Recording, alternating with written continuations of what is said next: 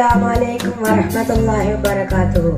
Bismillah, alhamdulillah, assalatu wassalamu ala ashrafil mursalin wa ala alihi wa sahbihi ajma'in. Amma ba'd. ആദരവും ബഹുമാനവും നിറഞ്ഞ ഉസ്താദന്മാരെ, രക്ഷിതാക്കളെ, എൻ്റെ പ്രിയ കൂട്ടുകാരെ, നാം ഇവിടെ ഒത്തുകൂടിയിരിക്കുന്നത് നമ്മുടെ നബി മുഹമ്മദ് മുസ്തഫ സല്ലല്ലാഹു അലൈഹി വസല്ലമയുടെ ജന്മദിനം കൊണ്ടാടാനാണല്ലോ. ഈ ഒത്തുചേരൽ കാരണം അല്ലാഹു എനിക്കും നിങ്ങൾക്കും സ്വർഗീയ ലോകത്ത് ഒരുമിച്ച് കൂട്ടട്ടെ. ആമീൻ.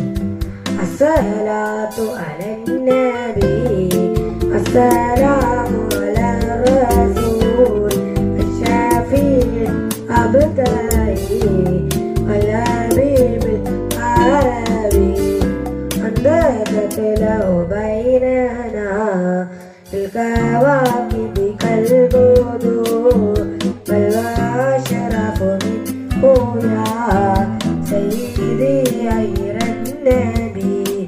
ഈ ബൈത്ത് കേട്ട നിങ്ങൾക്ക് ഞാൻ പറയാൻ പോകുന്ന കാര്യത്തെ കുറിച്ച് മനസ്സിലായിട്ടുണ്ടാവും അല്ലേ? അതെ, അന്ത്യപ്രവാചകൻ മുഹമ്മദ് മുസ്തഫ സല്ലല്ലാഹു അലൈഹി വസല്ലമയെ കുറിച്ച് അല്പം ചില കാര്യങ്ങൾ പങ്കുവച്ച് ഞാൻ ഈ വേദി ഒഴിവാക്കാം ഇൻഷാ അല്ലാഹ്. ഡാർക്ക് ഏജ്, ഇരുണ്ട യുഗം എന്ന് ചരിത്രകാരന്മാർ വിശേഷിപ്പിച്ച കാലത്തിലാണ് ആരംഭവും മുത്തുനബി ജനിച്ചത്. മുത്തുനബി ജനിക്കുന്നതിന് മുമ്പ് തന്നെ ഉപ്പ വഫാത്തായിരുന്നു.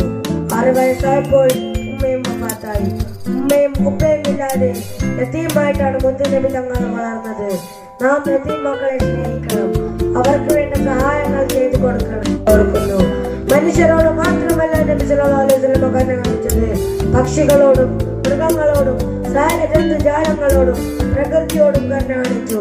അനാവശ്യമായി പ്രകൃതിയെ നശിപ്പിക്കരുത്, മരങ്ങൾ മുറിച്ച് മാറ്റരുത്, ചെറിയ ജന്തുക്കളെ പോലും കൊണ്ടു കളയരുത്, കടിയൂറും താണെങ്കിൽ പോലും തീ വച്ച് നശിപ്പിക്കരുത്. ഇങ്ങനെ സ്നേഹത്തിന്റെ 1000 ഉപദേശങ്ങൾ മാനവ സമൂഹത്തിന് വേണ്ടി മുത്തുനബി സമ്മാനിച്ചു.